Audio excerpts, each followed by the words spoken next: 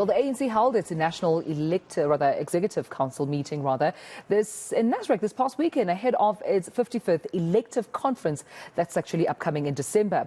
Now, President Cyril Ramaphosa made closing remarks yesterday, and today the ANC is expected to hold a media briefing on the meeting. But to discuss this and other political issues that we can expect this week, we're joined by political analyst Lukhona Mnguni this morning. Lukhona, always a pleasure having you on, colleague. And I mean, everyone is talking about the ANC's council meeting this past week, and also the ANC President Cyril Ramaphosa's closing remarks. From what you gathered, I mean, is there hope for the renewal that Ramaphosa is actually, hoping for and advocating for? I think the meeting of this past weekend of the National Executive Committee was indicative of a number of things, for me at least. The first is that there seems to be a very toxic way in which leaders in the ANC interact with one another. They have not found a mature political way to address things. And I say this because there's quite a confluence of roles amongst a number of them. If the news reports are anything to go by, at least in terms of the temperature of the meeting, how some people articulated themselves, and the way in which they called for the president to consider stepping aside, I am not so sure, Tumelo, how you walk into a cabinet meeting on Wednesday after this weekend, and you make it seem like the NEC didn't happen. Now we are on cabinet, we are ministers serving at the prerogative of the president, and we still want him to keep us on our posts because he can't mix the two. That's the first thing. The second one is that I think the ANC has become moribund in a number of ways, because you can't have such senior figures of our political establishment, and I mean, they are also governing, being so concerned to spend much of the time they had over the last 3 days discussing the issue of Phala and the Phala scandal. And that becomes their greatest point of fixation. And the more they discuss this Phala thing, and the more it makes headlines, the worse it makes the situation for the ANC.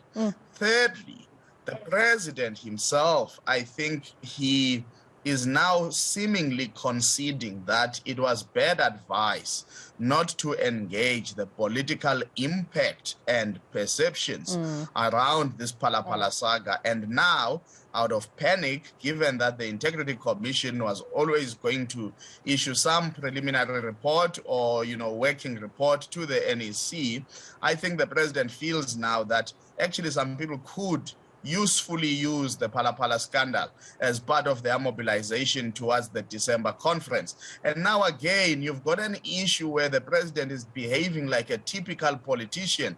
Out of expediency, he is now addressing the issue of Phala, not out of principle. Right. And this is not what renewal encompasses.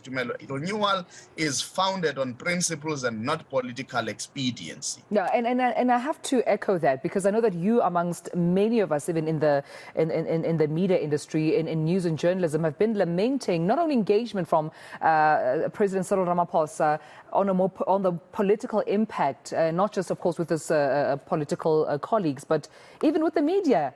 There seems to be a resistance to engage, to answer tough questions, to be upfront and transparent. And hearing him say that he will step aside should he be criminally charged, of course, that made one wonder if this is not in panic. What did you make of that statement by Cyril Ramaphosa, saying that he will step aside if criminally charged? It's my biggest pet peeve. It boils my blood at how South Africans and how the media industry at large has actually accepted this conduct from the president. I mean, he even misled SANEF. I'm trying not to say he lied, but he misled SANEF and said he would have quarterly sit-downs. And I was still not happy with the SANEF format of a dinner with the president, with a select number of editors and senior journalists. And I still think that the media industry as a whole needs to register its dissatisfaction officially with the presidency, but also publicly so, to call for better conduct. I mean, here we are, almost, we are now, 12 days? Well, no, we're about a month away and 2 days to Nasrec, and there's actually a possibility that this president might actually go to a conference of the ANC without having had a sit down to be scrutinized, to ask the tough questions and so on. So that on its own, Tumelo, is a big problem. But your point about him saying that, if he were to be criminally charged, so he's now moving to the bare minimum of the step aside rule. The Integrity Commission was meant to do just that, safeguard the integrity of the ANC. Sometimes integrity is not injured by legality.